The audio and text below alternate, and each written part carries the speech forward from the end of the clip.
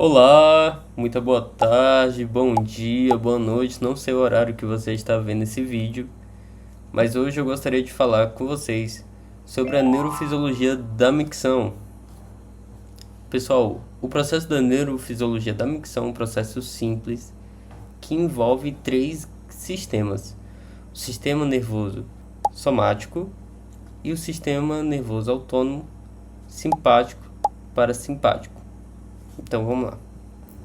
Bom, como eu falei, né, a micção ela envolve o sistema nervoso autônomo, simpático e parasimpático, e o sistema nervoso somático, tá? Que ele tem ali, é onde a gente tem um controle voluntário e ele funciona por 24 horas. Tudo bem?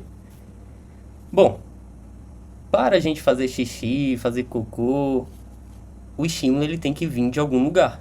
Nesse caso, o estímulo ele vem lá do córtex. É lá no córtex onde a gente vai receber o estímulo se eu quero fazer xixi ou não. E aí esse estímulo, ele percorre um caminho até chegar no sistema nervoso autônomo, simpático e parasimpático, que vai dar a ação, né, de fazer xixi ou não. Então, nesse caso, o sistema, ele começa, o sinal, né, vem lá do córtex vai para a ponte, ela é considerada o centro pontíneo da micção. Por quê? Porque é ela que vai conectar a informação aos outros sistemas. Então, da ponte, a informação tem de ir para o núcleo da base. Lá no núcleo da base, ele é responsável pela regulação do tônus da musculatura. Então, assim, a gente tem que ter um certo cuidado, porque, por exemplo, pacientes que têm lesões neurológicas geralmente podem ter alterações nos núcleos da base. E aí o núcleo da base, como a gente já comentou, né, ele está relacionado ao tônus da musculatura. Possivelmente ela pode sofrer uma alteração, ela pode ter uma hipertonia ou uma hipotonia, e isso vai gerar repercussões na sua micção. Ela pode ter uma hiperatividade de detrusor, ou ela pode ter uma hipoatividade de detrusor, certo? Então a gente tem que ficar esperto em quanto a isso. Dos núcleos da base, vai lá para o sistema límbico. O sistema límbico, pessoal, ele é responsável pela questão de comportamento, questão de aprendizagem. E por que ele entra aqui, né? É simples. Por exemplo, quando a gente está num ambiente que a gente não se sente confortável para urinar ou para fazer cocô, a gente não faz. E isso pode gerar o quê? Consequências. Pode gerar uma constipação, pode gerar incontinência. E por que a gente não faz? Porque a gente aprendeu que fazer cocô é feio, né? Fede, todo mundo vai falar mal depois, né? Ou não se sente confortável de fazer cocô em outro local, a não ser em casa. É muito normal isso. E isso pode contribuir sim para problemas urinários e fecais, certo? Cerebelo.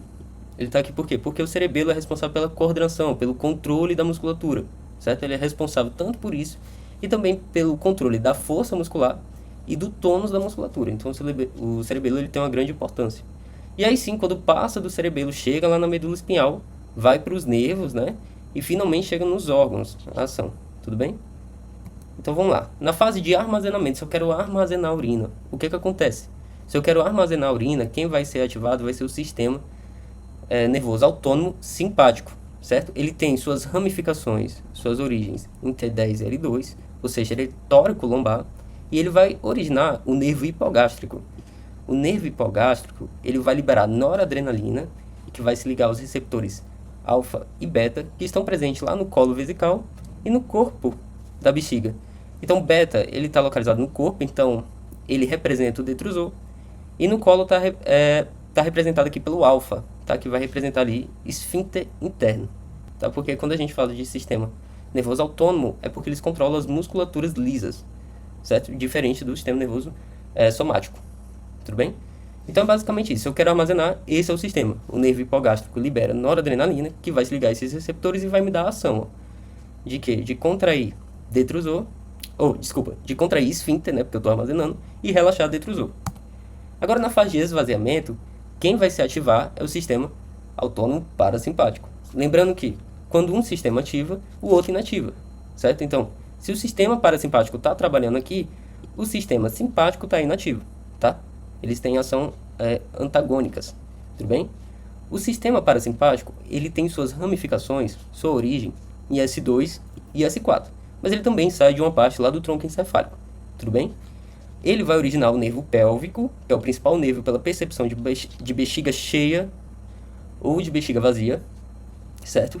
E o nervo pélvico vai liberar neurotransmissores, né, especificamente a acetilcolina, que vai se ligar aos receptores muscarinos M3, que é os principais encontrados na bexiga.